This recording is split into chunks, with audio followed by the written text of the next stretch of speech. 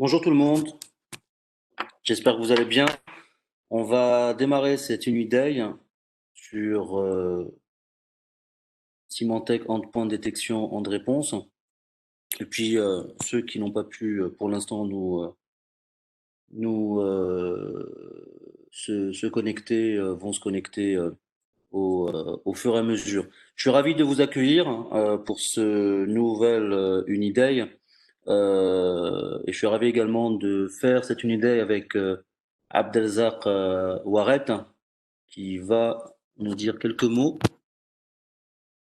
Bonjour Mehdi, bonjour tout le monde. Bienvenue encore une fois à ce Uniday. J'espère que tout le monde va bien. Et voilà, donc avec Mehdi, on va essayer, Inch'Allah, de vous présenter la solution EDR de Symantec et vous expliquer notre vision par rapport à ce créneau. Alors, le webinar, comme d'habitude, bon, maintenant pour ceux qui ont l'habitude de participer à nos Uniday depuis le début du Covid, on a fait un certain nombre d'Uniday toujours sur la thématique de la cybersécurité, en particulier sur les attaques de nouvelle génération qui ciblent un certain nombre d'organisations et en particulier en Algérie. Donc, le webinar va se dérouler en deux parties. La première partie, je vais la prendre en charge, et puis la seconde partie sera présentée par Abdelzak, donc de Symantec. N'hésitez pas au fur et à mesure de ce webinaire à poser toutes vos questions sur le fil de discussion, sur l'espace prévu, sur le chat. On y répondra à la fin de ce webinaire, Abdelzak et moi. Encore une fois, merci beaucoup pour votre participation. Je rappelle que ce webinaire est enregistré et il sera publié dans les prochains jours, probablement au plus tard dimanche, sur notre chaîne YouTube. Donc vous aurez la possibilité de le partager, de le revoir avec vos collègues, la thématique étant particulièrement importante justement en ce moment.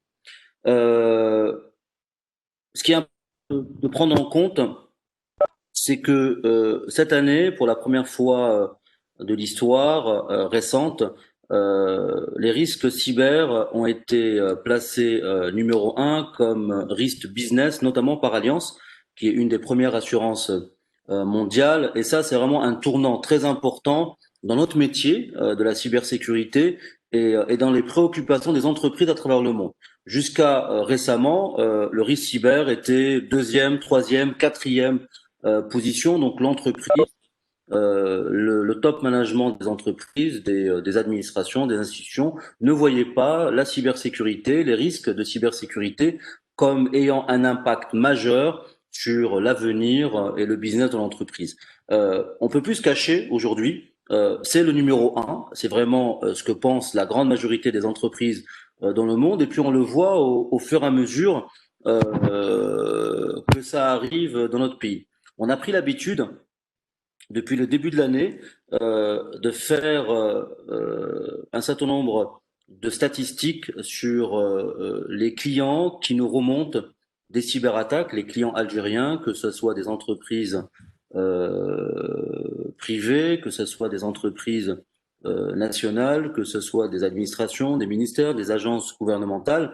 À chaque fois que nos clients nous remontent une cyberattaque, on essaye un petit peu de comprendre est-ce qu'on est réellement en face d'une cyberattaque et si c'est le cas, quelle est la nature de cette cyberattaque, quels ont été les vecteurs de propagation de cette cyberattaque, quel a été surtout l'impact de cette cyberattaque. À partir de ces éléments-là, on essaye de comprendre qu'est-ce qui a été possible de faire par ces cyberattaquants et comment l'entreprise aurait pu se prémunir de ces cyberattaques. Donc, on a pris l'habitude tous les trimestres depuis le début de l'année de publier ces statistiques et donc je vais vous présenter justement ce matin les statistiques à fin septembre, donc sur les 9 premiers mois de l'année.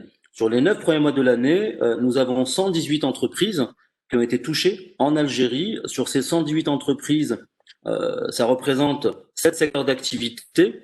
Parmi ces secteurs d'activité, nous retrouvons la quasi-majorité des secteurs importants en Algérie, que ce soit le secteur pétrolier, le secteur de l'agroalimentaire et de la distribution en général, le secteur télécom, le secteur gouvernemental, l'administration, les finances et le transport. Et le transport. Si on prend uniquement le secteur pétrolier, nous avons à fin septembre 11 entreprises qui ont été victimes, 11 entreprises algériennes qui ont été victimes de cyberattaques, pour certaines assez lourdes, pour d'autres des cyberattaques qui ont été fort heureusement limitées. En tout cas, les équipes ont pu réagir assez rapidement et les dégâts ont été relativement maîtrisés. Sur ces 118 entreprises, nous avons 71%. Et ça, vraiment, c'est des chiffres importants pour la suite, pour bien comprendre à la fois les recommandations et ce que va présenter dans un petit moment Abdelzak. 71% des entreprises avaient au moins un système critique sans antivirus. 24% n'avaient aucune protection sur leur serveur. 24% en fait n'avaient rien. Vraiment, les serveurs étaient laissés à eux-mêmes, étaient vraiment laissés et livrés à eux-mêmes, à part effectivement les applicatifs qui étaient installés sur les applicatifs métiers, les applicatifs de gestion, les applicatifs d'infrastructure qui étaient installés. Les serveurs étaient démunis de toute protection au niveau, au niveau cyber. Sur ces 118 entreprises, et là on rentre vraiment dans le vif du sujet, 92%, pour ne pas dire la totalité, n'avaient pas durci leur système. Très concrètement, ça veut dire que 12% avaient installé leur système par défaut, avaient installé les OS, avaient installé leurs applications, avaient installé leurs bases de données par défaut. Donc, si on prend le cas d'un serveur Windows Server 2016 ou Windows Server 2019, ils ont tout simplement lancé l'installable, fait suivant, et ensuite ils ont installé leur applicatif. Ils n'ont pas jugé utile d'éliminer les composants, les process, les services qui n'étaient pas utiles au fonctionnement de l'applicatif qu'ils allaient installer sur ce serveur-là. 59% n'avaient aucune gestion de vulnérabilité. Quasiment 2 tiers des entreprises qui ont été attaquées depuis le début de l'année en Algérie n'avaient pas de visibilité sur la surface d'exposition de leur système d'information. N'avaient pas de visibilité. Est-ce que leur serveur était vulnérable? Est-ce que leur serveur avait des mises à jour qui étaient effectuées? Est-ce que leur infrastructure était exposée? Est-ce que leur base de données contenait des portes ouvertes vers l'extérieur, etc., etc. Et ça, encore une fois, c'est des phénomènes très importants qui permettent tout simplement d'expliquer très rapidement l'étendue de la cyberattaque et en particulier comment les cybercriminels ont pu rentrer dans ces systèmes d'information. Le chiffre, en fait, qui est important à prendre en compte, c'est que sur ces 118 entreprises, à fin septembre, en moyenne, ils ont mis 26 jours pour recouvrer leur système. 26 jours pour redémarrer leur système à l'état initial avant la cyberattaque. Certains ont mis beaucoup plus de temps, d'autres ont mis moins de temps. J'expliquais tout à l'heure qu'il y a quelques entreprises, fort heureusement, qui ont pu redémarrer leur système assez rapidement parce qu'ils avaient les bons backups, parce qu'ils avaient détecté les attaques assez rapidement, mais d'autres ont mis beaucoup plus de temps et donc ont dû freiner leur activité, ont dû couper leur infrastructure, ont dû éliminer progressivement les différentes souches des malwares qui ont été détectés sur les serveurs et sur les postes de travail. Et tout ça, évidemment, ça prend du temps. Certains, par exemple, n'ont pas pu redémarrer certains serveurs puisque les backups n'existaient pas ou les backups avaient été cryptés. Donc, ils ont dû reconstituer au fur et à mesure. Et évidemment, ça prend beaucoup de temps, reconstituer au fur et à mesure les données qui avaient été perdues. Si on s'attarde un peu sur ce qui s'est passé, alors pas pour les 118 entreprises, nous avons un peu plus de 20 entreprises qui ont subi une attaque telle qu'elle est présentée ici, et je vais parler dans un petit moment des Motep qui défrayent la chronique depuis assez longtemps et en particulier en 2020, sur les derniers mois, depuis septembre en particulier. Si on regarde très rapidement, en fait, on voit en fait que l'attaque, dans 90% des cas, lorsqu'on regarde les études récentes, l'attaque, dans 90% des cas, elle arrive par mail en fait. Il faut qu'il y ait un utilisateur qui clique à un moment donné sur un mail malicieux, sur un lien malicieux. Le fait de cliquer sur un lien, si on prend le cas de cette attaque en particulier, va effectivement activer une macro dans Word. Le fait d'activer une macro dans Word va activer le PowerShell sur le poste de travail. Le PowerShell va exécuter un script. Ce script-là va aller charger sur un serveur de command and control un malware qui s'appelle Emotep. Ce malware Emotep qui est très connu, hein, c'est un malware historiquement bancaire qui s'est progressivement donné d'autres latitudes, d'autres fonctions. Je vais en parler dans un petit moment. Ce malware Emotep, en fait, va se reproduire. Il a une fonction très simple, hein, de se reproduire, de faire en sorte qu'il soit persistant, de faire en sorte que l'entreprise, que les équipes de sécurité, un, ne le trouvent pas, deux, s'ils le trouvent, qu'il puisse réapparaître assez rapidement sur d'autres ordinateurs, dans d'autres répertoires, dans d'autres fichiers, etc., etc. Ce malware Emotep va pas agir tout seul. Il va aller ramener son copain, TrickBot également. On en a souvent parlé dans nos webinars de TrickBot, qui est un malware qui est un peu plus dangereux. Donc, Emotep va se connecter une nouvelle fois vers un serveur de command and control pour récupérer et déployer d'autres charges, notamment TrickBot. TrickBot, en fait, son objectif principalement, c'est de auditer le réseau interne de l'entreprise à la recherche d'un certain nombre d'informations en matière d'architecture, en matière de serveur, en matière de liste de contacts. Il va s'envoyer à vos contacts qu'il va trouver sur les postes de travail, etc., etc. Une fois qu'il a fait son travail, une fois qu'il a bien scanné, cartographié votre réseau, qu'il a bien pris en compte les éléments qu'il a besoin, il va de nouveau ouvrir une brèche sur Internet, il va se connecter à un serveur de command and control, et là, il va aller ramener, en fonction du groupe qui est à l'origine de l'attaque, il va ramener un malware de type ransomware pour faire le dégât qu'on a rencontré dans pas mal d'entreprises, en particulier en Algérie, c'est-à-dire crypter les données. Ce qu'il faut bien comprendre, c'est que avant d'uploader le ransomware, l'attaquant, il peut rester très longtemps dans votre réseau sans forcément que vous en apercevez. Abdelzak reviendra dessus tout à l'heure. Selon les dernières études qui ont été faites sur le sujet, certains parlent de 200 jours, d'autres parlent de 300 jours en moyenne pour détecter que vous êtes victime d'une cyberattaque. Ce n'est pas parce qu'il n'y a pas de signe dans votre réseau, ce n'est pas parce qu'il n'y a pas de comportement suspect dans votre réseau, en tout cas visible, qu'il n'y a pas d'attaquant présent dans votre réseau. Une fois que le malware de type ransomware est présent, c'est quasiment trop tard. Puisqu'en fait, on l'avait expliqué lors de notre dernier webinar, la partie ransomware, elle est très rapide, hein. Une fois que le ransomware a été installé, le chiffrement est quasiment irrémédiable.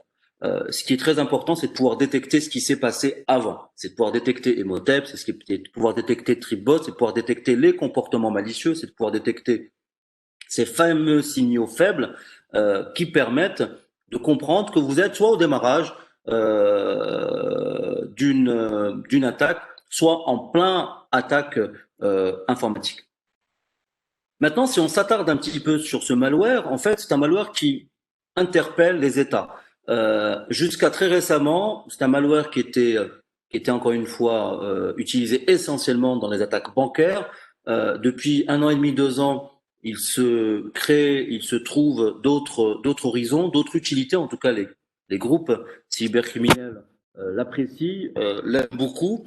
Et depuis septembre, nous voyons quasiment tous les États faire des alertes de sécurité pour interpeller leurs entreprises, leurs institutions sur la nécessité de prendre en compte à la fois ce malware et les vecteurs de propagation de ce malware. On regarde ici, par exemple, nous avons l'entité de lutte contre la cybercriminalité canadienne qui a fait au mois d'octobre une alerte sur Emotep. Nous avons le CERT français qui a fait au mois de septembre une alerte précisément sur Emotep. Nous voyons ici la Nouvelle-Zélande qui a fait une alerte également officielle sur Emotep. Nous voyons ici le CISA, l'organisme qui gère justement les infrastructures de sécurité pour les agences américaines, qui a fait également une alerte sur Emotep. Donc, on ne peut plus aujourd'hui se dire Emotep est un malware comme les autres, sachant encore une fois que c'est assez facile, c'est que du bon sens pour pouvoir s'en prémunir. Je vous donne un exemple. Hein. Tout à l'heure, on a vu l'anatomie d'une attaque de ransomware avec comme première charge utile Emotep qui infecte un ordinateur après qu'un utilisateur clique reçu par mail. Euh, la sensibilisation, bien sûr, de l'utilisateur de ne pas cliquer sur n'importe quoi. Et puis, deux, est-ce que réellement, dans vos réseaux informatiques, vous avez besoin d'avoir les macros activés sur Word et Excel? Moi, d'expérience, les macros, bon, très honnêtement, j'en ai quasiment jamais utilisé. Mais supposons que les macros soient utiles pour certaines organisations. En règle générale, c'est plutôt les financiers qui vont utiliser les macros, essentiellement sur Excel. Sur Word, très peu sur Word. Donc, déjà, essayez et on rentre un peu plus dans la partie hardening, dans la partie durcissement de vos systèmes, d'éliminer ce qui ne sera rien sur un poste de travail. Le fait d'éliminer les macros, en tout cas l'activation des macros sur vos postes de travail permet de, de, de, de diminuer l'impact des MOTEP.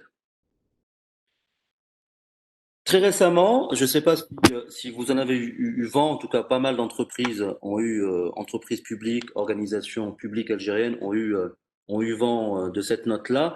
Beaucoup également n'ont pas eu cette information-là. C'est pour ça que j'en profite pour faire un focus aussi sur les informations que diffuse également le gouvernement algérien. Il y a eu une note il y a quelques semaines par le gouvernement algérien sur un groupe d'attaquants qui ciblerait un certain nombre de régions dans le monde et en particulier l'Algérie.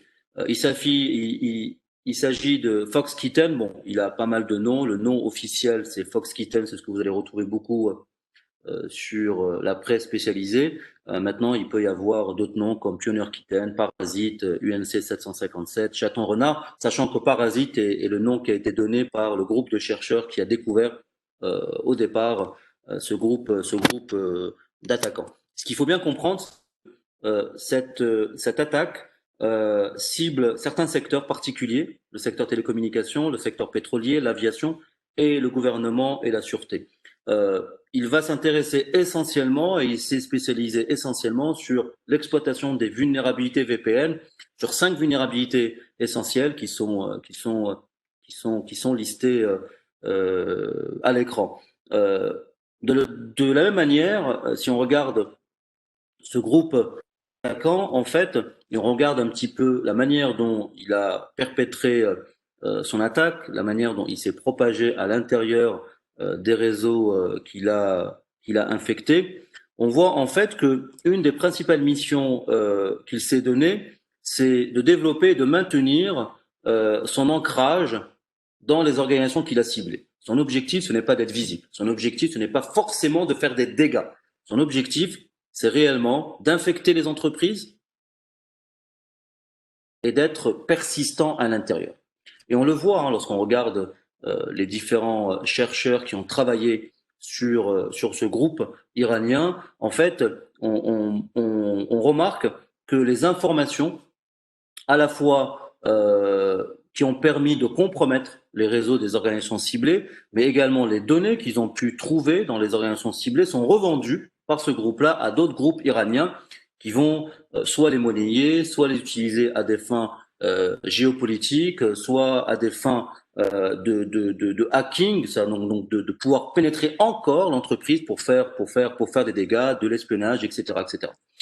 Donc j'incite réellement, c'est une alerte qui a été officialisée il y a quelques semaines par le gouvernement algérien. Donc je vous invite à prendre en compte ce groupe d'attaquants et en particulier à vérifier à la fois si vous n'avez pas été la cible de ce groupe-là. Le gouvernement a justement prévu un certain nombre de recommandations. Parmi ces recommandations, c'est de patcher vos systèmes, de mettre à jour vos systèmes si vous êtes dans le cas des vulnérabilités qui sont utilisées par ce groupe, mais pas que, de patcher vraiment l'ensemble de vos systèmes, puis de vérifier si vous n'avez pas des indicateurs de compromission qui sont présents.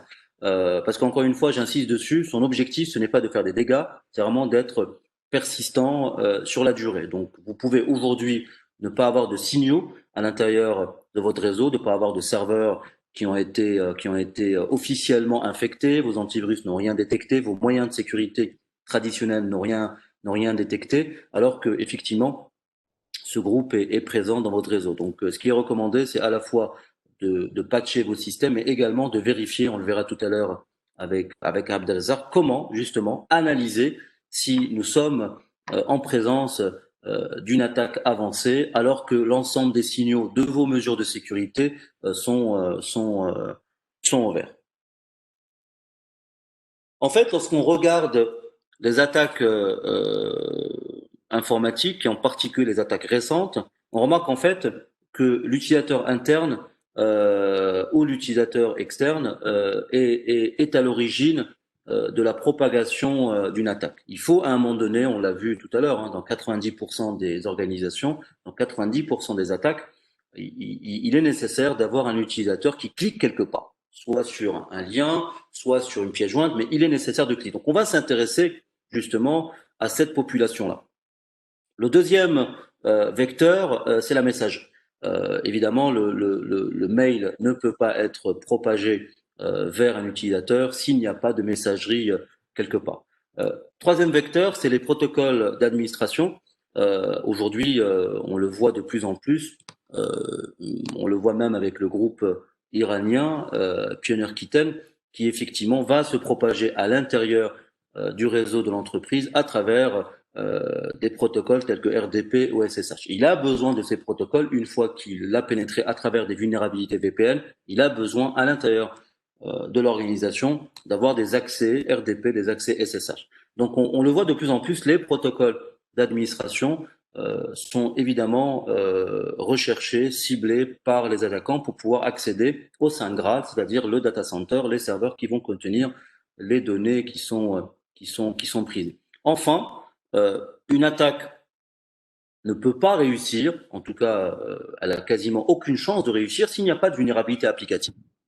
Vous imaginez bien que si vous avez une porte blindée à la maison et aucune fenêtre, vraiment aucune fenêtre, uniquement une porte blindée avec des caméras, avec un agent de sécurité à l'intérieur, avec une alarme qui va éventuellement détecter si la porte elle est ouverte ou pas, ça va être très compliqué pour le cambrioleur de rentrer chez vous. Dans un système d'information, c'est le même principe.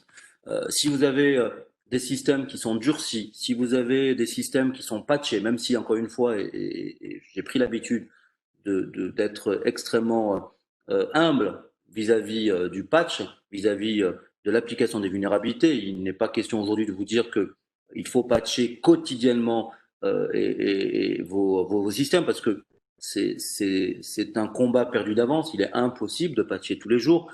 Il faut par contre mettre en place des, toute une organisation, des procédures de gestion de vulnérabilité. La semaine dernière, on a publié ça sur nos réseaux sociaux. Il y a eu le Patch Tuesday de Microsoft mardi dernier. 87 vulnérabilités corrigées. Évidemment, les 87 vulnérabilités qui ont été corrigées ne vont pas être appliquées dans les organisations le lendemain. Il faut évidemment analyser ces vulnérabilités-là, analyser ces patchs, éventuellement les tester pour les systèmes critiques et ensuite appliquer des priorités et enfin commencer à patcher vos systèmes. Ça peut prendre un temps et ce temps-là, il est évidemment utilisé par les cyberattaquants. Et donc, on le voit de plus en plus, le fait de ne pas avoir de procédure de patch management, le fait de ne pas avoir de procédure de gestion des vulnérabilités va évidemment avoir comme effet très simple que votre système vont être exposés aux attaques, et en particulier aux attaques qu'on a présentées tout à l'heure. Ensuite, vous allez me dire que faire. Les utilisateurs, c'est très compliqué, même si qu'effectivement on ne le dira jamais assez. La sensibilisation de l'utilisateur, c'est probablement la première action, pour ne pas dire la principale action à faire, mais malgré ça, les attaques continuent, malgré ça, les entreprises continuent à cibler. Il suffit d'un, hein. Vous savez, lorsque une attaque réussit, il suffit qu'elle réussisse une fois. Même si l'attaquant va essayer plusieurs fois, il lui suffit de réussir une fois pour passer. Alors que vous devez réussir tout le temps à vous défendre. Donc, malgré la sensibilisation, c'est très compliqué de s'assurer que 100% des utilisateurs ne vont pas cliquer un jour sur le lien qui va leur annoncer qu'ils vont rentrer au paradis s'ils cliquent sur le lien. C'est très très compliqué, même si le combat, il faut le continuer et c'est un combat quotidien. La seconde chose, effectivement, les mesures techniques, on le voit de plus en plus, les mesures techniques traditionnelles ne marchent pas. Aujourd'hui, un antivirus traditionnel dans un réseau informatique ne marche pas. Sur les 118 entreprises qui ont été touchées, on l'a vu tout à l'heure, une bonne partie n'avait pas de système critique protégé. Une partie n'avait pas d'antivirus. Mais une partie non négligeable avait des antivirus sur les postes de travail, avait des antivirus sur leur serveur. Et malgré ça, l'attaquant a réussi à la fois à désactiver les protections et puis à passer outre les antivirus qui étaient installés. Donc vous me direz, que faire? En fait, que faire? La première chose, évidemment, c'est de mettre à jour régulièrement et de durcir vos systèmes. J'insiste vraiment dessus. Sans vulnérabilité, l'attaquant aura beaucoup de mal à rentrer sur vos systèmes. Sans vulnérabilité, les malwares auront beaucoup de mal à s'exécuter sur vos systèmes. Sans vulnérabilité, ça va être très compliqué pour un attaquant de se propager à l'intérieur de votre réseau. Donc, mettre à jour, c'est une chose, mais également durcir vos systèmes. Comme j'expliquais tout à l'heure, il y a probablement sur vos postes de travail, sur vos serveurs, des applications qui n'ont rien à faire, qui sont installées par défaut, mais qui n'ont rien à faire sur les serveurs. Ces applicatifs contiennent des vulnérabilités. Ces applicatifs sont des portes d'entrée dans votre système d'information, alors qu'à l'origine, vous n'en avez pas besoin. Il faut évidemment avoir cette hygiène en matière de sécurité, à la fois d'appliquer les correctifs de sécurité régulièrement, d'avoir cette gestion saine de correctifs, mais également d'avoir cette habitude-là de ne pas installer les systèmes, de ne pas installer les applicatifs par défaut. Il est très important de faire du hardening, en tout cas de durcir vos systèmes, évidemment le data center en priorité, mais également les postes de travail. Deuxième action très importante, c'est de manager et auditer les comptes à privilèges. Sur l'ensemble des attaques, l'attaquant a besoin d'avoir des privilèges. D'ailleurs, il va rechercher des privilèges. Il ne peut pas exécuter un programme malveillant sur un poste de travail s'il n'a pas les privilèges adéquats. Je rencontre souvent dans les organisations les directions informatiques, pour ne pas citer les administrateurs informatiques, qui vont travailler sur leur poste de travail avec un compte admin, avec un compte route. Donc évidemment, si vous travaillez avec un compte route et ce compte route à partir de votre machine a accès au reste du réseau de l'entreprise, ne vous étonnez pas le jour où votre poste est infecté que cette infection se diffuse très simplement. Donc manager, auditer les comptes à privilèges, c'est tout un processus indispensable. Depuis 3 ans, le Gartner a annoncé, il a annoncé en 2018, il a réannoncé en 2010 que le projet principal euh, qui doit être mené dans les DSI et dans les directions sécurité, c'est la mise en place de bonnes pratiques en matière de gestion et d'audit des comptes à privilèges. C'est de mettre en place ce qu'on appelle le PAM, des mesures techniques pour manager les comptes à privilèges. On avait fait justement un certain nombre d'événements là-dessus. Très prochainement, en tout cas, ça sera au mois de novembre, on fera un webinaire dédié au compte à privilèges. Donc c'est très important, encore une fois, pour essayer de freiner, de résister, de gérer et d'auditer justement ces comptes à privilèges. Enfin, et c'est le thème d'aujourd'hui, c'est la mise en place d'une solution EDR. Il y a quelques années, il y avait eu l'ex-PDG d'une très grosse entreprise de cybersécurité que je ne vais pas citer, qui avait annoncé que l'antivirus est mort.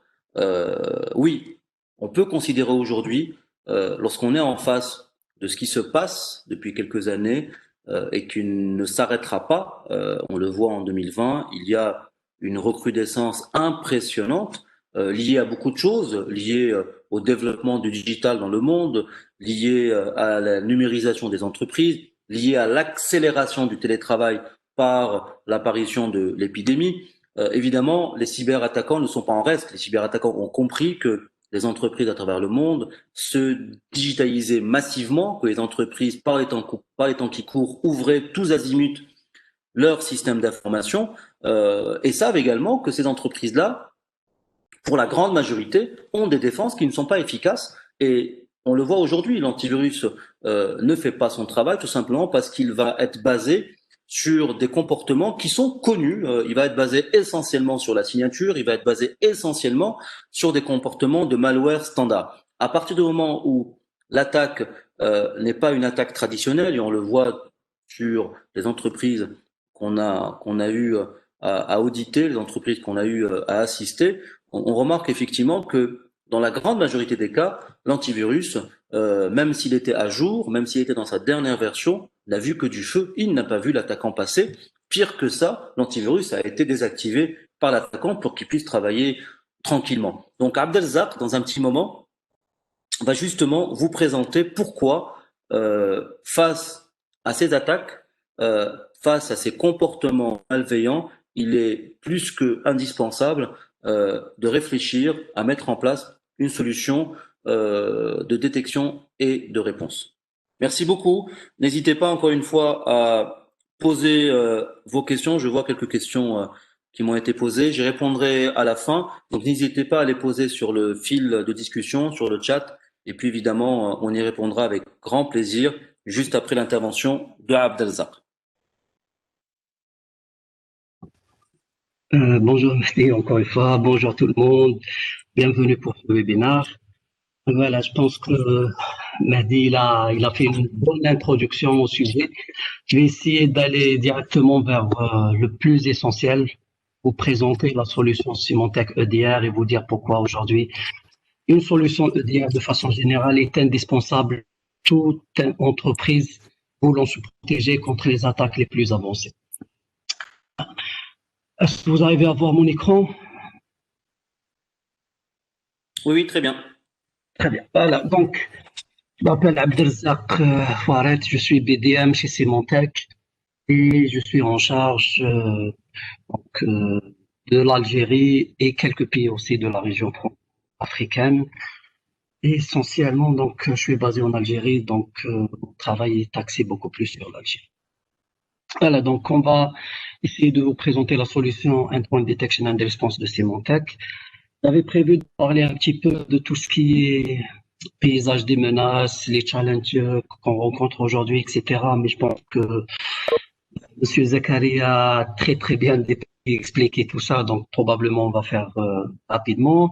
On va vous parler un petit peu de la stratégie et de la vision de Symantec par rapport à la protection des endpoints. Je vais vous parler aussi de Endpoint Detection and Response et à la fin on va faire une petite démonstration pour vous expliquer aussi comment ça se passe. Et n'hésitez pas à poser toutes vos questions, donc je vais essayer de prendre au fur et à mesure ou bien à la fin de la session. Voilà.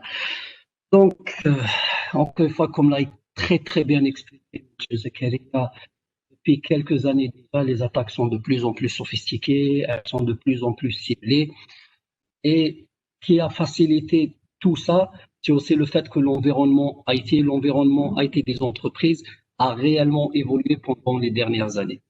Donc, la plupart des organisations aujourd'hui prennent en charge un ensemble diversifié de systèmes d'exploitation. Traditionnellement, on avait des desktops, on avait certains serveurs, etc. Mais là, on parle d'environnements variés, d'environnements mixtes, on parle d'environnements hybrides entre on-premise et cloud. On voit des équipements, ce qu'on appelle Next Generation Endpoints, donc on parle de tout ce qui est système mobile, iOS, Android, où presque aujourd'hui tous les employés ont également un voire deux appareils mobiles. On parle aussi de tous les équipements connectés, qu'on appelle IoT. Voilà, donc on a aussi des équipements Linux, des serveurs Linux, des équipements donc diversifiés. Ajouté à tout ça, il y a aussi l'utilisation du cloud, l'ouverture vers l'extérieur et, si vous voulez, la destruction de la barrière via le périmètre général de sécurité des entreprises.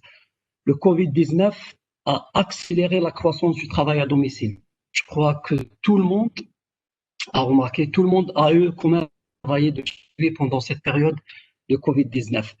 Tout ça a augmenté aussi le besoin de protéger les équipements qui ne sont pas généralement pris en charge par le système d'information des entreprises. Comme je le disais, donc les équipements personnels, ou bien ce qu'on appelle les BOD, donc tout ce qui est Bring Your Own Device, ou bien Use Your Own Device. Donc, ce sont des équipements traditionnellement liés aux utilisateurs. Ça peut être un laptop personnel, ça peut être un équipement mobile, encore une fois. Et ces équipements-là n'ont pas été considérés dans le IT de l'entreprise. Ne bénéficient pas des mêmes protections que les systèmes d'information, ou bien les laptops, les systèmes qui sont offerts par l'entreprise. Donc, tout ça, et à fur et à mesure que les environnements des entreprises deviennent de plus en plus interconnectés, de plus en plus ouverts, les menaces, elles deviennent aussi de plus en plus complexes, de plus en plus variées. Et la question qui se pose aujourd'hui, c'est pas est-ce que je dispose de la meilleure des protections, mais réellement, quand est-ce que je vais être attaqué et est-ce que mes défenses vont répondre présent? Est-ce que mes défenses vont pouvoir détecter ces attaques-là? Et quels sont aussi les moyens que j'ai aujourd'hui pour pouvoir non seulement détecter le plus rapidement possible, et surtout aussi faire de la remédiation, donc faire de la reprise d'activité le plus rapidement possible. Donc, si on revoit très rapidement quelques statistiques, celles qu'il a exposées M. Zakaria tout à l'heure, parfois, les entreprises prennent jusqu'à 200 jours pour détecter une brèche de sécurité ou bien une attaque silencieuse. La plupart des attaques ciblées, elles reviennent au bout de 2 ans. D'accord? Donc aujourd'hui, il faut avoir le moyen non seulement d'identifier, d'accord, d'identifier, de détecter ces attaques-là le plus rapidement possible. Il faut avoir les moyens de détecter quelles sont les techniques qui ont été utilisées, bien sûr, pour faire un dump, donc pour effacer les attaques, donc pour éviter que ces attaques-là puissent revenir, et à la fin, donc, créer une sorte aussi de protection, donc pour que les attaques ne puissent pas se reproduire, que ce soit les mêmes attaques ou autres. Je suppose que vous connaissez NIST. NIST, donc, c'est le National Institute for Security, donc c'est l'Institut national américain pour la sécurité. En fait, ils avaient publié ce qu'on appelle, ou bien identifié les core functions, les fonctions essentielles pour une protection de la cybersécurité. De façon générale, ce qui s'applique aussi pour le endpoint. Donc, comme vous voyez, la partie protection n'est qu'une phase du process ou bien du workflow global de la protection des endpoints aujourd'hui. Traditionnellement, toutes les solutions endpoint conduisent la prévention et la protection contre les attaques, donc à travers des techniques qui sont bien connues, des techniques de base telles que les signatures, les firewalls, les EPS, quelques techniques avancées basées sur l'intelligence artificielle. Là, on parle beaucoup plus de machine learning, on parle de analyse de comportement, etc. Mais toutefois, toutes ces techniques-là ne sont pas suffisantes pour répondre aux nouvelles attaques. Donc, aux nouvelles attaques les plus avancées, les plus ciblées, les attaques qui utilisent des techniques sans objet, ce qu'on appelle les fileless attaques. Donc, elles utilisent des scripts, elles utilisent des techniques silencieuses. Souvent, elles utilisent que ce soit des outils ou bien des techniques aussi qui sont légitimes. Donc, on utilise du Mimikatz, on utilise du PowerShell. Toutes ces techniques-là, malheureusement, on ne peut pas les détecter aujourd'hui avec avec les solutions ou bien avec les systèmes traditionnels de protection des endpoints. Donc, devant tout cela, donc Symantec a introduit ce qu'on appelle Symantec Endpoint Security. Donc, on est passé de Symantec Endpoint Protection vers Symantec Endpoint Security. La différence, c'est que non seulement on protège les différents types de terminaux, donc que ce soit des terminaux traditionnels ou bien des terminaux donc mobiles, ce qu'on appelle Next Generation Endpoints, donc les terminaux mobiles, des terminaux des IoT, etc., indépendamment du système d'exploitation aussi, que ce soit du Windows, du Mac, du Linux, de l'iOS, que les équipements soient on-premise ou bien sur le cloud. On doit avoir la possibilité aujourd'hui de gérer tous ces équipements-là de la même façon. En plus de ça, donc on a introduit aussi donc toutes les techniques avancées pour la protection contre les menaces les plus évoluées. Et là, notamment, on parle de EDR, donc Endpoint Detection and Response. On parle de Targeted Attack Analytics. Là aussi, c'est quelque chose de très important à faire aujourd'hui. Aujourd'hui, la plupart des grandes entreprises qui ont des SOC font de la veille technologique et suivent les groupes d'attaque les plus connus. Donc aujourd'hui, on peut le faire aussi à votre place avec ce qu'on appelle Targeted Attack Analytics.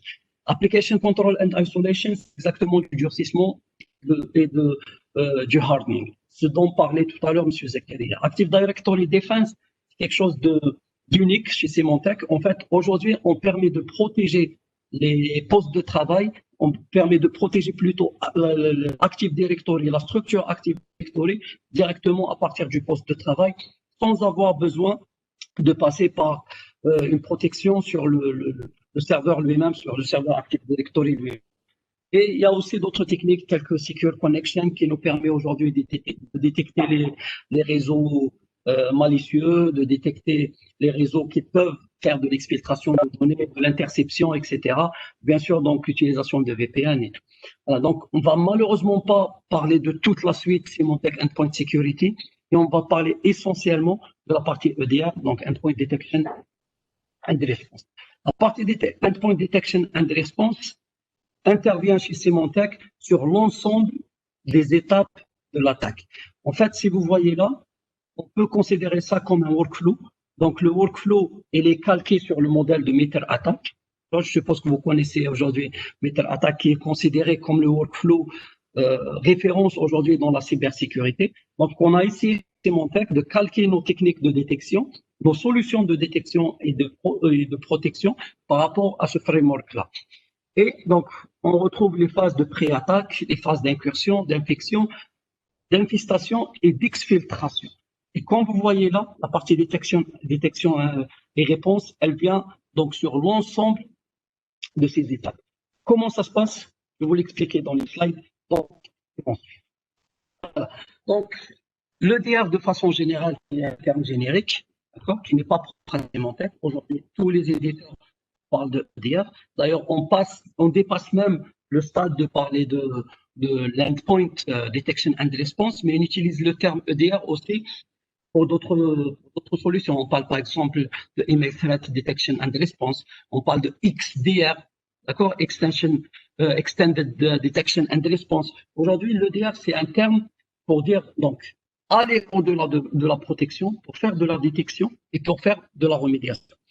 L'EDR de Symantec, il se base essentiellement sur 3 fonctions principales. Donc, la première fonction, c'est la fonction de détection. Donc, détecter tout ce qui est une menace pour l'entreprise. Donc, que ce soit des attaques avec objet ou bien des attaques sans objet, donc les fileless attaques, on doit pouvoir les détecter. Et je vais vous expliquer comment on fait pour les détecter. La partie investigation, donc une fois qu'on détecte une attaque, il faut qu'on arrive à investiguer, donc qu'on arrive à faire du forensique pour comprendre l'attaque, comprendre comment l'attaque a pu arriver sur votre système d'information, bien sûr, sur votre réseau, et bien sûr, comment elle s'est propagée et comment elle a pu exploiter des failles de sécurité, il faudra corriger. Corriger veut dire remédiation, d'accord? Et c'est la troisième donc, fonction ou bien la deuxième étape. La remédiation, elle doit non seulement permettre de corriger les erreurs, de corriger les attaques, d'empêcher les attaques de revenir, d'accord? D'empêcher que ces attaques-là puissent revenir une deuxième fois. Et elle doit aussi nous permettre de faire de la remédiation d'une façon centralisée à partir d'une seule console de management, sans avoir besoin d'intervenir sur plusieurs postes de travail pour les désinfecter et pour les remédier.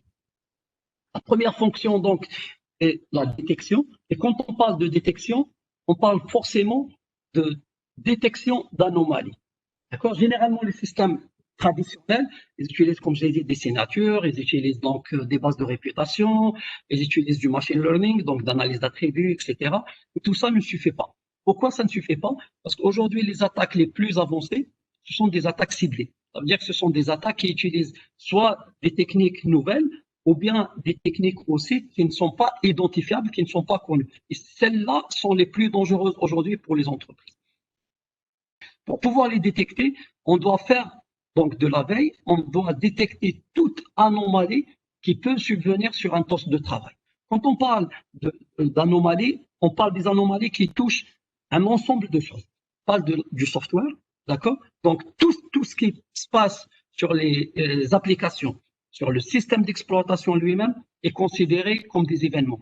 Et à chaque fois qu'on va voir donc une anomalie dans un système, ça peut être une application ou bien un système qui n'est pas patché, ça peut être un comportement bizarre d'une application, ça peut être une application qui comporte des vulnérabilités, ça peut être n'importe quel comportement, une application qui va essayer par exemple de se connecter vers l'extérieur pour aller vers un serveur de commande, un contrôle, est considéré donc comme une vulnérabilité. Toute anomalie dans un système ou bien dans une application, dans un software de façon générale, c'est considéré comme donc un incident. D'accord? Après, on a toutes les anomalies qui sont liées à la mémoire des applications. C'est très bien que la plupart des attaques aujourd'hui exploitent les mémoires des applications pour faire véhiculer ou bien pour faire traverser leur malware à l'intérieur des systèmes d'information et pour attaquer des postes de travail. D'accord? Donc, toute utilisation anormale de la mémoire, que ce soit la mémoire physique du poste de travail ou bien la mémoire des applications, c'est considéré aussi comme un incident, comme une anomalie. Tout ce qui est comportement, tout ce qui est behavioral, d'accord? Tout ce qui est utilisation anormale, tout ce qui est comportement anormal d'un utilisateur, d'un administrateur, est considérée aussi comme une anomalie et systématiquement, elle peut déclencher donc un incident. Quelqu'un qui va essayer d'utiliser des outils qui ne sont pas, je dirais, répandus sur un poste de travail. Par exemple, on parle de PowerShell. Aujourd'hui, le PowerShell, c'est un des outils les plus utilisés pour faire véhiculer des attaques. D'accord? Le PowerShell, certes, on peut l'utiliser, c'est quelque chose qui est recommandé sur un serveur. Par contre, sur un poste de travail, on ne le voit pas beaucoup. On n'a pas besoin d'exécuter des tâches en utilisant du PowerShell. Donc, systématiquement, si on voit un utilisateur exécuter du PowerShell sur un poste de travail, ça peut représenter donc un incident, une anomalie, donc un comportement malicieux. Quelqu'un qui va essayer de modifier des registres, qui va essayer de tuer par exemple, l'antivirus ou bien désactiver l'antivirus, tout ça est considéré comme des comportements malicieux. Aussi, tout ce qui est lié à la partie network. Un poste de travail donc sur lequel on voit qu'on essaie de se connecter sur un poste de travail en utilisant des adresses IP qui sont connues comme dangereuses, des adresses IP qui viennent de certains pays qui sont dangereux, d'accord? Des adresses IP, ou bien on va essayer de se connecter à partir du poste de travail, on va essayer de se connecter, ou bien des serveurs aussi qui sont potentiellement dangereux, des régions qui sont dangereuses. Tout ça, c'est considéré comme des anomalies. Donc, tout ça, c'est considéré comme potentiellement des attaques, des incidents, et le DR, il peut les détecter. Par contre, Aujourd'hui, toutes les solutions traditionnelles, malheureusement, elles peuvent détecter certaines anomalies, mais elles ne peuvent pas détecter l'ensemble de ce qu'on vient de voir maintenant. Donc, une fois que ces événements-là, ces anomalies-là détectées, donc le EDR, il va organiser ces événements comme des incidents. Les incidents sont créés à partir des événements associés, donc à l'aide d'une logique qui est basée sur des règles, des attributs, etc. Et à la fin, donc, on va prioriser, donc on va donner des priorités à ces incidents-là. La priorité est déterminée par le type d'événement, par rapport à la date de l'événement, par rapport aussi donc, au nombre de postes de travail ou bien au nombre d'incidents qu'on a détectés.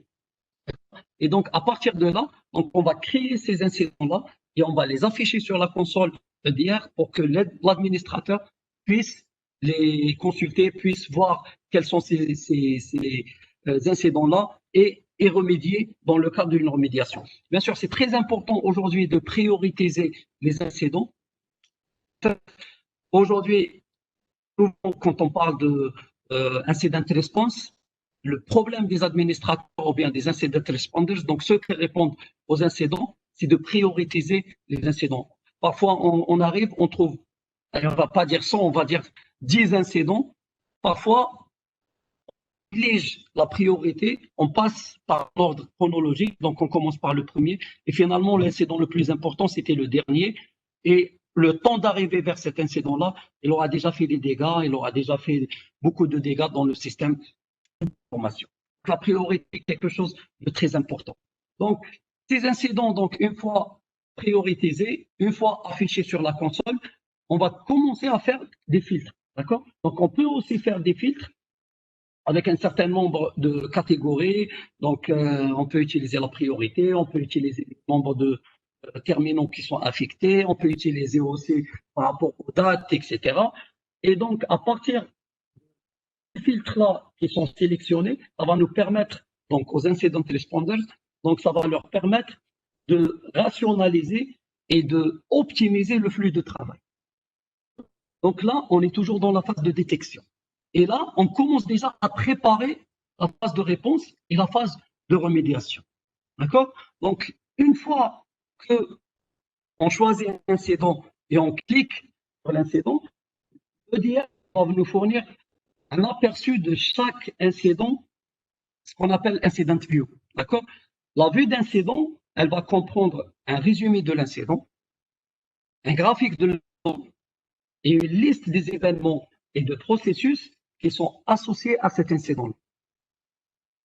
Vous avez déjà vu un endpoint qui vous donne autant un endpoint protection, donc une solution anti-malware qui vous donne autant d'éléments ou bien d'informations que le DR. D'accord? Donc, on a ces vues-là, donc l'incident view, et à partir du incident view, on va aller encore plus en détail. Donc, si on clique sur l'incident sur le graphe, on va faire des zooms, etc. Donc, le graphe d'incident, il va nous fournir donc un aperçu visuel de la prolifération d'une menace dans l'infrastructure. D'accord? Là, au milieu, par exemple, vous avez le poste de travail qui est attaqué, la cible.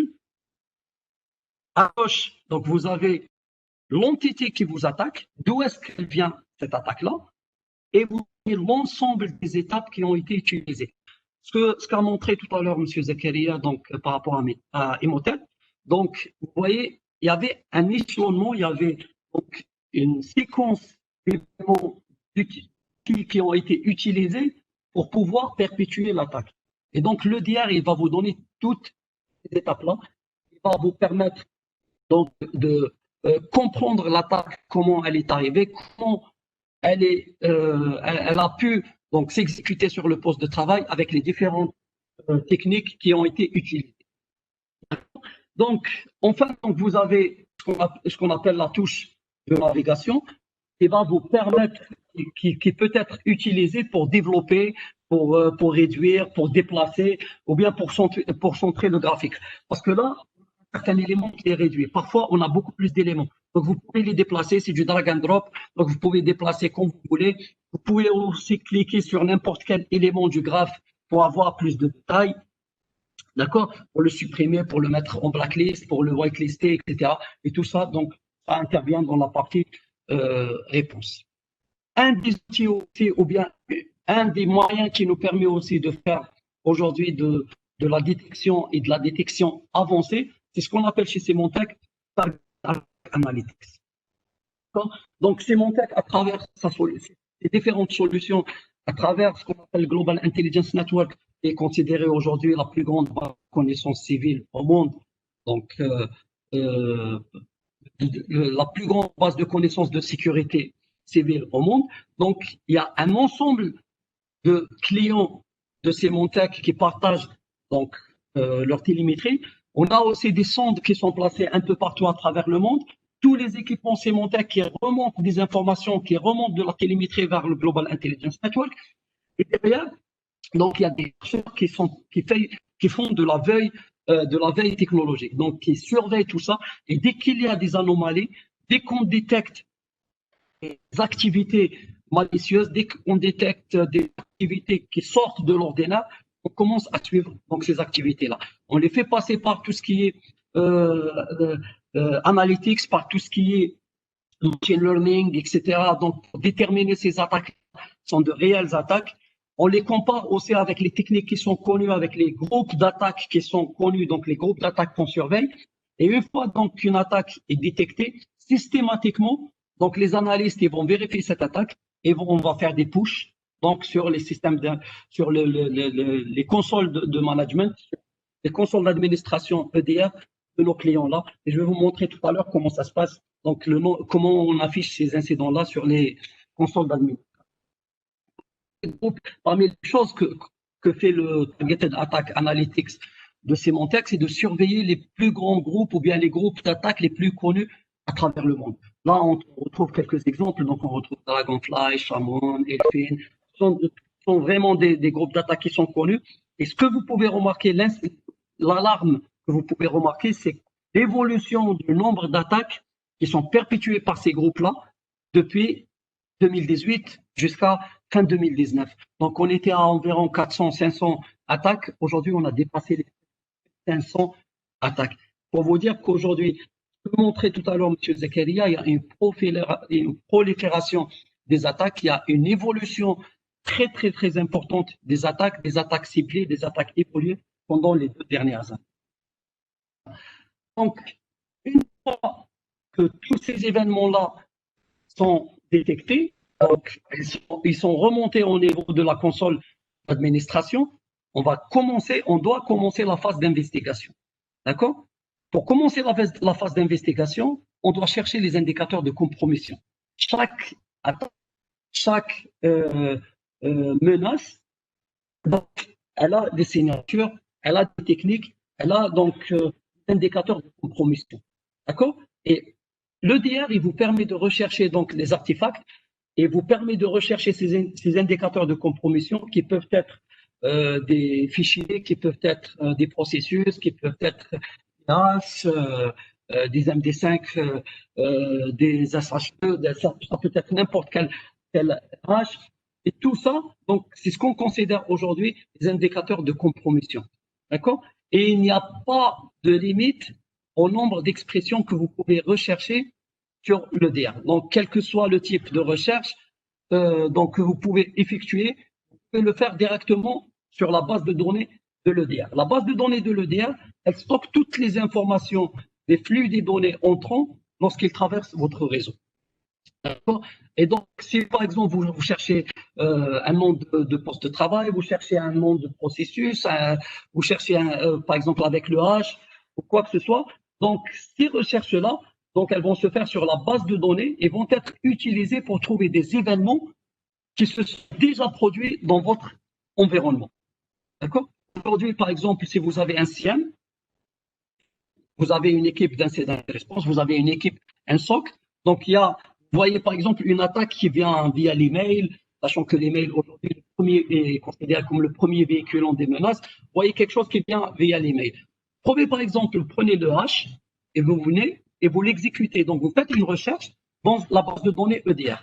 Systématiquement, si ce hash-là, il a été vu, il a été détecté sur n'importe quel poste de travail qui est géré par l'EDR, systématiquement, vous allez remonter tous les postes de travail donc, qui ont pu passer ce hash-là ou bien ce fichier-là ou autre.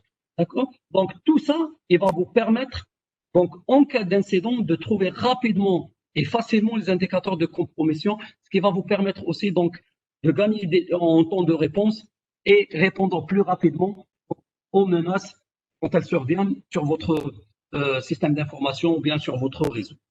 Deuxième façon de faire des recherches, c'est de rechercher ce qu'on appelle des evidence of compromise, des évidences de compromission.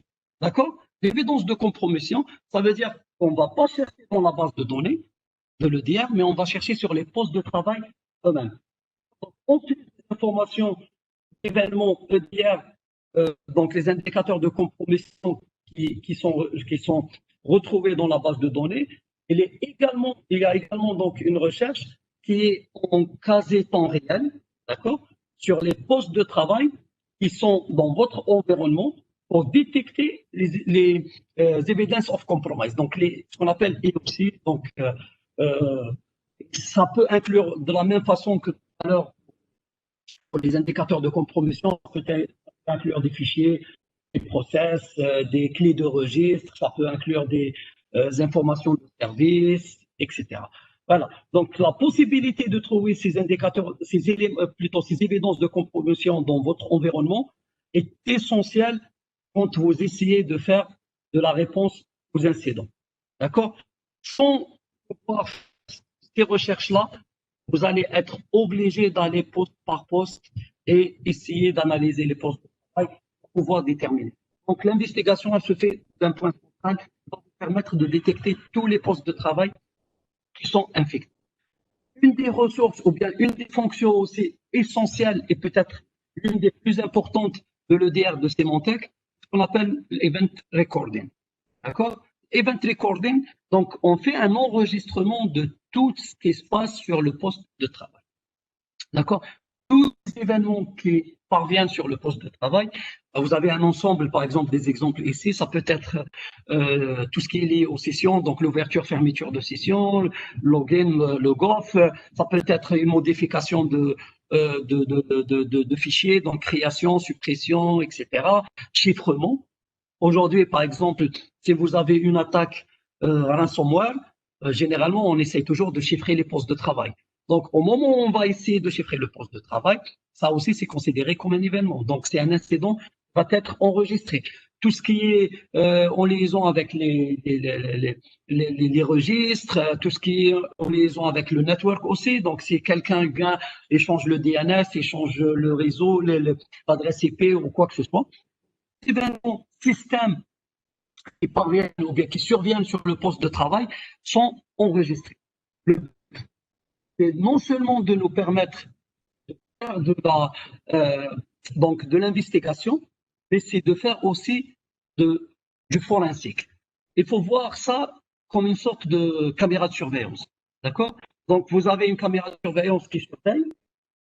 Vous n'êtes pas certainement derrière la caméra de surveillance à attendre, mais le jour où vous remarquez qu'il y avait un vol, qu'il y avait quelque chose qui s'est arrivé, donc qu'est-ce que vous allez faire? Vous allez revenir en arrière, donc vous allez prendre ce qu'on appelle le DVR, faire des playbacks, donc revenir en arrière vers les dates, vers les événements qui se sont passés, pour voir réellement ce qui est passé comme incident. C'est le même principe avec l'enregistrement des événements de l'EDR. Donc, on enregistre tout ce qui se passe, tous les événements système, et lorsqu'on détecte qu'il y a une menace, qu'il y a une attaque, donc on va systématiquement revenir en arrière et visualiser tout ce qui s'est passé. Et en visualisant ce qui s'est passé, on va aussi détecter quelles sont les étapes qui ont été utilisées par les attaquants ou bien l'attaquant. Et ça, il va nous permettre donc de comprendre les techniques d'attaque. Il va vous permettre par la suite donc de passer derrière, de fermer ces fenêtres-là, de fermer ces portes-là, et bien sûr donc empêcher que des attaques de ce type puissent revenir dans l'avenir. Donc, une fois que on détecte et on sait ce qui s'est passé sur le poste de travail, on a aussi ce qu'on appelle le process dump. D'accord? Donc, pour analyser les données d'un point de travail, le DR, il vous permet donc de faire des dumps de process. D'accord? Donc, le dump de process, c'est tout simplement toutes les activités sur le point de terminaison, donc sur le point de travail. D'accord? Qui sont associées à un processus. Donc, par exemple, vous prenez ça, sur le poste de travail, vous avez détecté que l'attaquant, il a utilisé, par exemple, une application, bien il a utilisé un processus pour perpétuer une attaque. Lorsque vous cliquez, donc vous lancez le dump sur ce poste de travail, il va vous expliquer exactement la vue que vous avez là, donc quels sont les changements qui ont été opérés, quelles sont les activités qui ont été opérées grâce à l'exécution donc de de ce fichier, de ce processus, etc. Donc tout ça, il va vous permettre, donc en tant qu'incident responder, donc il va vous permettre de comprendre comment une menace particulière elle a pu se proliférer donc dans votre environnement et quelles autres activités malveillantes ont été déclenchées par ce processus. Exactement ce qu'expliquait tout à l'heure M. Zakaria, donc Emotet, qui déclenche d'autres processus, donc Contact, qui télécharge d'autres softwares, d'autres outils, etc., pour vous attaquer. Un autre moyen qui a été introduit par Symantec pour vous faciliter aussi l'investigation, c'est de mapper ou bien de lier les événements qui sont détectés par le DR de Symantec avec les terminologies, avec les connaissances de MeterAttack. Comme je le disais tout à l'heure, donc Meter est considéré aujourd'hui comme la référence pour les incident responders. Donc pour tout ce qui est SOC, etc. Meter, c'est une base de données qui est publique et est enrichie par différents éditeurs dans Symantec. Donc il vous donne non seulement des informations sur l'attaque, mais aussi sur la façon de comment corriger l'attaque. Donc, vous pouvez directement, à partir de la console de Symantec, lorsque vous avez une attaque, lorsque vous avez un indicateur de compromission ou bien une évidence de compromission, vous pouvez systématiquement cliquer sur cet indicateur de compromission et il va vous envoyer directement sur la page web de MeterAttack. Donc, ce qui va vous permettre d'avoir un peu de lecture, donc pour comprendre c'est quoi cette attaque, comment elle se propage, et bien sûr également comment donc faire face et comment la corriger. Donc tout ça, ça fait partie de l'investigation. Donc on a détecté, cherché les indicateurs de compromission et les événements et plutôt les évidences de compromission. Une fois qu'on a retrouvé ces évidences de compromission et ces indicateurs de compromission, on va chercher à comprendre comment c'est arrivé, quelles sont les techniques qui ont été utilisées, bien sûr, quels sont les postes de travail qui sont concernés par cette attaque-là, on a vu tout à l'heure, par rapport à l'investigation.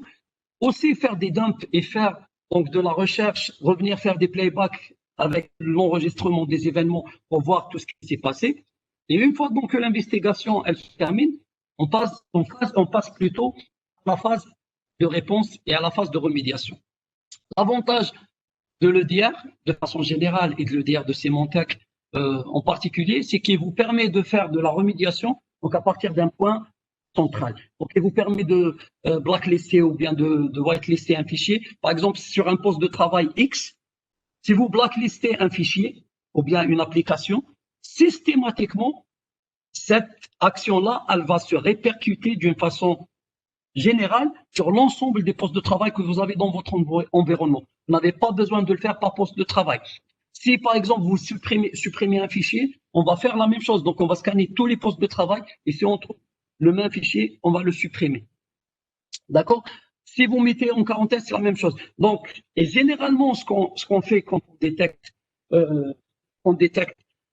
un poste de travail qui est activé, c'est de faire une isolation. Ça aussi, c'est quelque chose qui est, je vais dire, magnifique, c'est quelque chose de particulier pour le DR, chose que ne fait pas systématiquement le endpoint, c'est la possibilité d'isoler les postes de travail qui sont infectés. Donc, au lieu de débrancher le poste de travail, on va l'isoler tout simplement. Ça veut dire que l'isolation, on peut le faire de deux façons. Soit on peut l'isoler totalement, donc il ne peut pas communiquer avec le réseau interne et il ne peut pas communiquer avec Internet. Sinon, on peut isoler donc de façon à ce qu'il ne puisse pas communiquer avec les postes de travail, donc ne puisse pas propager, qu'il ne puisse pas infecter d'autres postes de travail, mais on peut lui permettre de sortir, par exemple, sur Internet. Pourquoi? Pourquoi? Parce que parfois, on a besoin de télécharger des mises à jour. Parfois, on a besoin de télécharger des patchs, etc. Donc, on peut lui permettre de se connecter. Un ensemble d'actions, un ensemble de fonctions sont offertes à travers l'EDR. Alors, on a vu donc l'incident view. Donc, au bas de l'incident view, vous avez un ensemble donc, de fonctions. Vous avez le full dump. Le dump, ce que j'expliquais tout à l'heure, donc de lancer un dump sur le poste de travail et détecter toutes les activités qui sont liées à des process. Vous avez le process dump, donc vous pouvez le faire par rapport à un processus ou bien une application particulière. Vous avez le blacklist et le whitelist, donc vous pouvez blacklister un poste de travail, vous pouvez blacklister une application, vous pouvez blacklister un fichier ou bien un process, etc. Vous avez aussi le whitelist. Par exemple, parfois, vous avez des applications qui sont développées en interne et qui ne sont pas connues par Symantec. Parfois, elles font certaines tâches. Donc, nous, on les considère comme dangereuses. Si vous avez besoin de ces applications-là pour faire quelques actions de management, quelques actions d'administration, etc., donc vous pouvez les whitelister aussi. Donc, on peut isoler et faire rejoindre le poste de travail dans le réseau. On peut supprimer, on peut faire aussi un ensemble d'actions qui nous permettent donc de protéger contre la propagation des menaces. L'isolation des postes de travail, comme je l'ai dit tout à l'heure, est une action qui est très très importante et généralement on commence toujours par isoler le poste de travail. D'accord? Du poste de travail qui est infecté, il suffit qu'on clique sur Isolate, d'accord? Et systématiquement le poste de travail il est isolé. Et comme vous pouvez le voir ici, donc il ne peut pas pinguer un autre poste de travail à côté, comme il ne peut pas aussi aller sur Internet. D'accord? Donc, comme je le disais, donc on peut blacklister des fichiers, on peut blacklister des objets, on peut blacklister des hashes, donc je sais pas, des MD5, des SHA 256, de n'importe quel aujourd'hui objet ou bien hash ou attribut d'un fichier ou autre, on peut donc le bloquer. On peut aussi supprimer des fichiers, on détecte des fichiers qui sont donc malicieux, dangereux, on peut aussi les supprimer. Donc, on peut aussi faire de l'automatisation. Voilà. Donc, jusque-là, on a vu la partie réponse. D'accord? Donc, on a la détection, la partie réponse, investigation, la partie réponse. Et une fois qu'on a la partie réponse, donc, on a besoin aussi de faire de l'automatisation. D'accord? Souvent, il y a certaines tâches qui se répètent. D'accord? Il y a aussi beaucoup de choses qu'on a besoin d'automatiser, que ça devienne des tâches systématiques, pour qu'on ne puisse pas intervenir à chaque fois. Et là, donc, on utilise la notion de playbook. Donc, on a des playbooks, on a des workflows qui sont prédéfinis, que vous pouvez utiliser pour faire donc, certaines tâches, comme vous pouvez aussi customiser, donc prendre ces playbooks et les adapter au process ou bien au workflow de travail que vous avez ou bien que vous utilisez pour remédier aux attaques. Voilà. Pour le moment, donc, on avait vu les différentes étapes, les points différenciateurs de l'EDR. Donc, la partie donc, détection, investigation, réponse et automatisation. Je vais vous montrer une petite démonstration, une petite vidéo. En fait, j'aurais aimé qu'on fasse une démonstration plus réaliste avec donc un système installé, etc. Mais ça prend beaucoup de temps. Et en plus, on a besoin de l'alimenter en incident, etc. Donc ça, on pourra le faire chez vous. Si vous avez besoin de tester, de faire des POC, des démonstrations, etc., on se déplacera chez vous pour le faire. Par contre, vous avez pris, donc c'est une vidéo. Je vais vous montrer exactement tout ce que je vous expliquais tout à l'heure. Donc là, ça, par exemple, c'est la console donc de l'EDR. Alors, je vous avais parlé de TIA, donc Targeted Threat Attacks, d'accord? Donc, la surveillance des attaques à travers le monde. Lorsqu'il y a des attaques qui sont détectées, vous avez ce genre donc d'informations qui sont partagées avec vous sur votre console. Là, par exemple, vous avez les attaques les plus récentes ou bien les attaques high risk qu'on a détectées pendant 24 heures, par exemple, ou bien pendant la dernière période. Si par exemple vous cliquez sur une attaque, d'accord? Là, par exemple, on va cliquer sur cette attaque. Il va vous donner tous les détails sur l'attaque. Et là, on va utiliser l'adversary intelligence, d'accord? Donc, on va utiliser la surveillance mondiale de Symantec pour vous partager certaines informations. Donc là, vous avez, c'est qui le groupe qui perpétue l'attaque. Là, par exemple, c'est Dragonfly. Un résumé de l'attaque. Comment cette attaque-là, elle est connue? Quels sont les CVE ou bien donc les failles de sécurité qui sont exploitées par cette attaque-là? La famille de l'attaque, quand est-ce qu'elle a été détectée la première fois? Et aussi, quelles sont les motivations qui sont derrière ce groupe d'attaque? D'accord? Ça, c'est très important de comprendre qui est-ce qui vous attaque. Donc, une fois qu'on sait c'est quoi cette attaque, d'où est-ce qu'elle vient et c'est qui essaye de la perpétuer, on va aller dans la recherche, donc dans le incident manager. Dans le incident manager, on va faire une recherche. D'accord? Déjà qu'on a tous les incidents qui sont affichés ici, donc on va faire une recherche. On va chercher donc l'incident récent avec donc high priority et ça va nous sortir donc cette attaque-là. Donc vous avez l'ID, l'incident, donc l'ID de l'incident. Et lorsqu'on clique sur l'incident, on a l'incident view. Incident view, il vous donne donc le graphe incident. D'accord? Donc là, vous avez le poste de travail qui est attaqué. Vous avez l'adresse de celui qui vous attaque ou bien d'où est-ce qu'elle est venue cette attaque. Et là, vous avez l'ensemble des techniques qui ont été utilisées pour perpétuer l'attaque. D'accord? Là, c'est la technique qui a détecté, c'est targeted donc attaque analytique. Ça aurait pu être une autre technique, ça aurait pu être behavioral analysis, ça aurait pu être sandbox, autre. D'accord? Et après, donc, vous avez les différentes étapes qui ont été suivies par l'attaque pour perpétuer donc l'attaque sur votre poste de travail. D'accord? Une fois qu'on arrive à déterminer tout ça, on va commencer à faire donc de la remédiation. D'accord? La remédiation, on commence par faire un full dump. Je ne sais pas si vous avez vu, il a cliqué donc sur le dump. D'accord? On va lancer le full dump pour nous afficher toutes les activités qui sont, pardon, pour nous afficher toutes les activités qui sont arrivées sur le poste de travail. D'accord? Donc, vous avez là, après le full dump, vous avez toutes les activités donc, qui sont affichées. Vous avez des haches, vous avez voilà, donc, un nom de domaine, vous avez des haches, donc vous avez du MD5H, etc. Voilà, donc quelles sont les applications qui ont été utilisées donc, pour perpétuer ces attaques-là? Et bien sûr, vous avez la possibilité de les blacklister. Sinon, qu'est-ce qu'on va faire? On va partir sur le poste de travail, on va l'isoler. Pardon, encore une fois, en fait, de cliquer. On va revenir sur le poste de travail.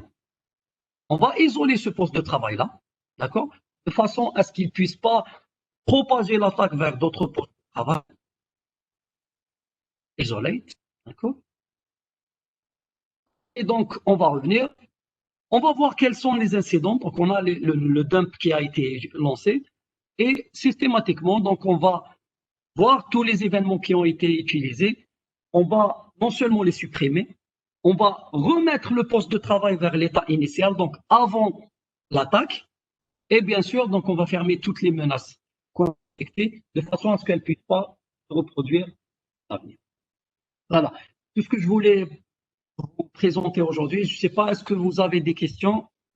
Je vais prendre le chat pour voir les questions qui ont été posées. Mais si vous voulez aussi prendre la parole, poser des questions en direct, n'hésitez pas. Merci Abdelzak, merci beaucoup pour cette présentation et cette démonstration. Il y a effectivement un stand de questions sur le chat. Certains, tu y as répondu au fur et à mesure. Bon, il y a Madame Mahidine qui a posé une question. Déployer une solution EDR veut dire quoi comme étape de protection? En fait, c'est une étape qui est aujourd'hui une étape, je dirais, essentielle dans tout système de protection avancé. En fait, vous avez les systèmes de base, d'accord? On parle beaucoup aujourd'hui de zero day, on parle d'APT, des anti-APT, on parle de sandbox, etc. Donc en fait, le DR, il vient compléter ce qu'on appelle les foundations ou bien les solutions de base.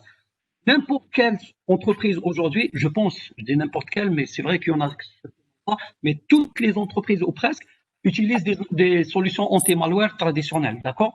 Donc, ils utilisent des antivirus. L'antivirus, c'est la fondation. C'est la brique la basique.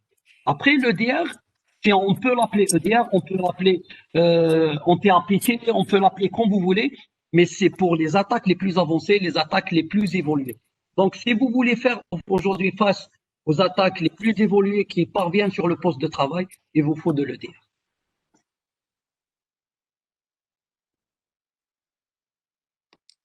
Voilà. Donc, SEPM ne convient pas des anciens techniques. En fait, SEPM, il va vous bloquer 90% des menaces. Il va vous bloquer tout ce qui est connu, tout ce qui est qui ressemble à des attaques qui sont connues. Par contre, tout ce qui est zero day, qui est créé from scratch, en fait, il faut faire la nuance, il faut comprendre qu'il y a deux types de zero day aujourd'hui. On a les zero day qui correspondent ou bien qui ressemblent à des zero day qui sont connus. Quand on parle par exemple aujourd'hui des attaques ransomware, la plupart des attaques ransomware, on peut les bloquer facilement avec la CPM, avec le endpoint traditionnel. Pourquoi? Parce que la plupart des attaques ransomware, elles utilisent les mêmes techniques que les attaques qu'on a déjà détectées. D'accord? Donc, avec ce qu'on appelle le machine learning, avec l'analyse du comportement, le behavioral analysis, avec l'EPS et le firewall, on peut déjà détecter des comportements qui sont malicieux et donc bloquer les ransomware. Par contre, si demain quelqu'un va vous cibler et va créer un ransomware à partir de zéro, c'est pour ça qu'on parle de zéro day. Donc, il va créer un ransomware qu'on n'a jamais vu, qui utilise des techniques qu'on n'a jamais vues. Là, malheureusement, le SEP ne va pas vous bloquer.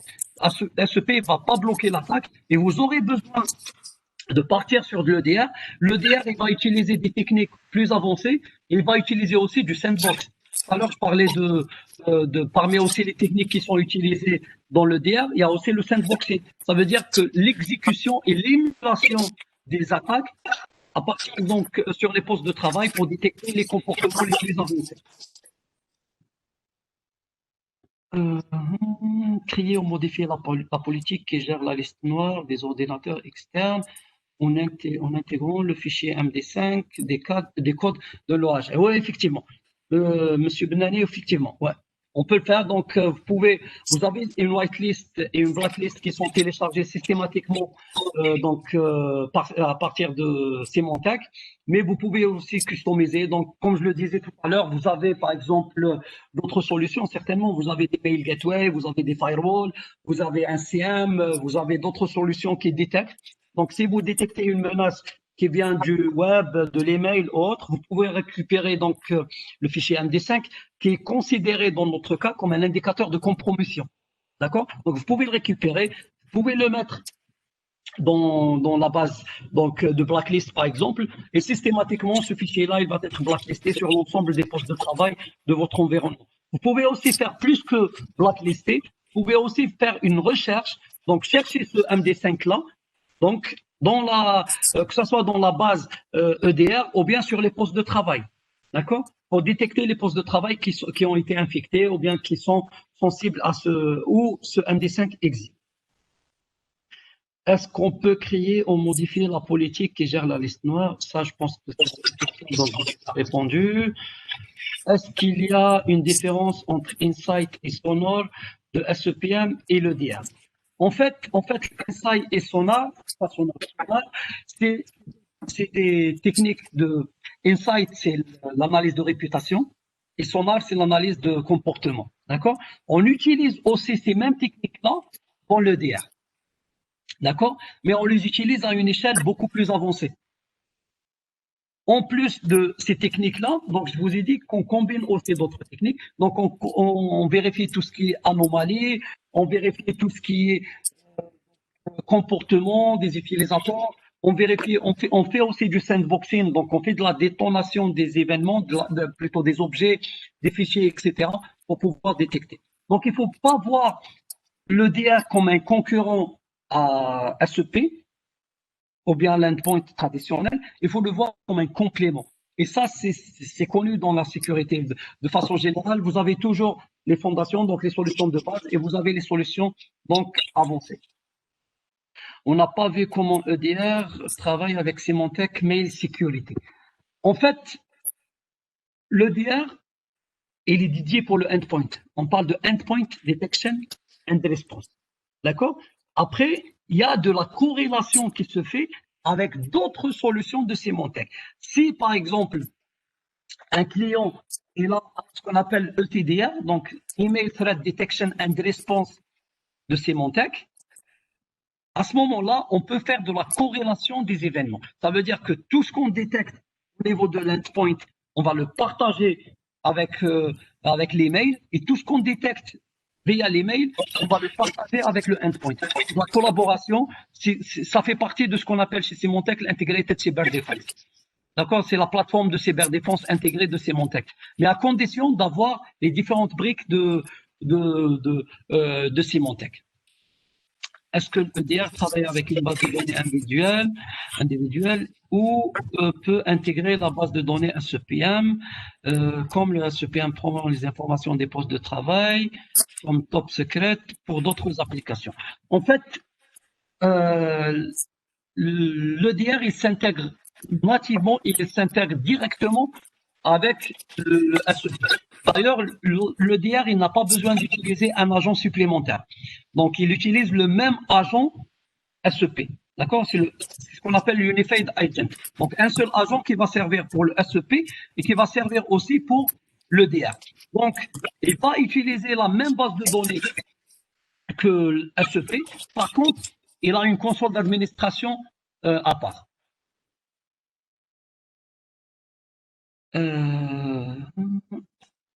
Je suppose que la solution Symantec est déployable sur un environnement Symantec. D'après votre expérience, a-t-on besoin de beaucoup de ressources matérielles, RAM, HDD pour le fonctionnement en temps réel et le stockage des logs?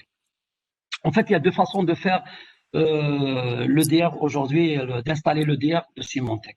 On peut le faire soit en utilisant une appliance physique, d'accord? Donc, c'est un équipement physique qu'on va déployer en interne chez le client. Et donc, tous les événements, tous les enregistrements, etc., ils vont être stockés sur cet équipement-là. Sinon, on peut le faire sous forme de VM. D'accord? Donc, on s'installe sous VMware. Donc, on le fait sous forme de virtual appliance. Et là, c'est vrai que ça demande beaucoup de ressources. Le minimum, par exemple, pour 1000 endpoints, c'est dans les 32 Go de RAM, 500 Go de disque, 32 Go de RAM, 500 Go de disque et 4 cœurs CPU. Ça, c'est le minimum nécessaire. Monsieur, donc je suppose que la solution Symantec est déployable sur un environnement, d'après votre expérience, pour le fonctionnement en temps réel. Après, ce qu'on recommande aussi, ou bien ce qu'on demande par rapport à ça aussi, c'est de réserver jusqu'à 1 giga de disque pour le endpoint. D'accord? L'agent endpoint, pour qu'il puisse enregistrer les événements sur le poste de travail, on lui réserve 1 giga de disque. Pourquoi? Parce que l'agent, il va enregistrer d'abord sur le poste de travail avant de l'envoyer vers donc l'appliance, que ce soit l'appliance physique ou l'appliance virtuelle, donc de l'EDR.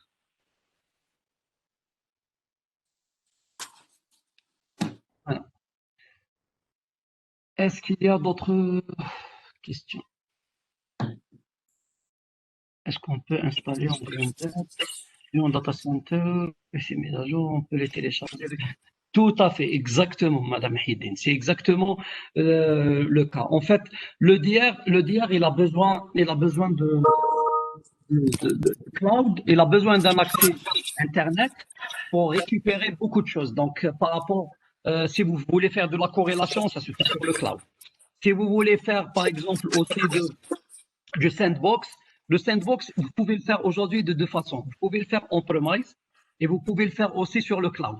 D'accord, mais on-premise, il vous faudra un autre équipement. Il vous faudra un équipement qui s'appelle le Content Analysis. D'accord, le MA, donc le Malware Analysis de Symantec. Mais vous pouvez le faire aussi sur le cloud.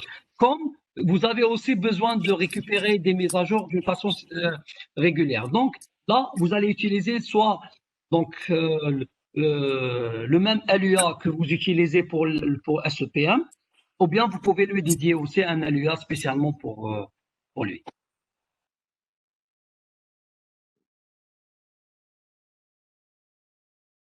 Ah, je vous en prie. Est-ce qu'il y a d'autres questions? N'hésitez pas. Si vous voulez prendre la parole, prenez la parole aussi, vous pouvez poser vos questions en direct.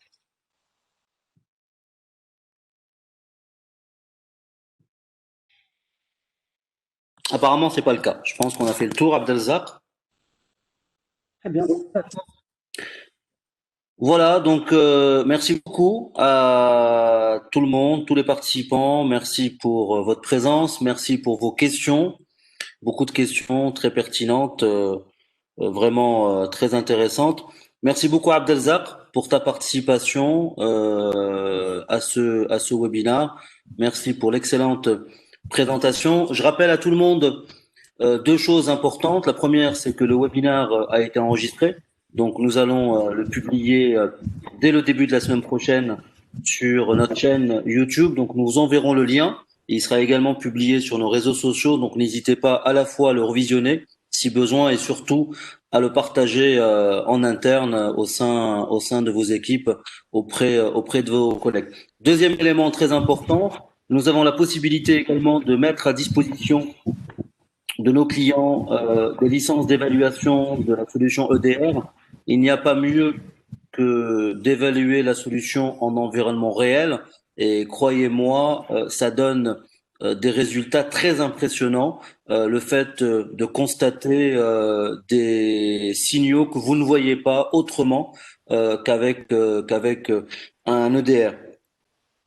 Abdelzar, tu veux dire un mot avant qu'on clôture? Ben, je pense qu'on a fait le tour. Je remercie encore une fois tout le monde, ceux qui sont là, qui ont participé à ce webinaire. N'hésitez pas donc à revenir vers nous, donc nous consulter si vous avez des points que vous voulez éclaircir, si vous avez besoin de tester, si vous voulez voir le DR réellement chez vous, donc n'hésitez pas à nous demander. On peut faire des POC, des fois on peut faire des démonstrations, donc n'hésitez pas.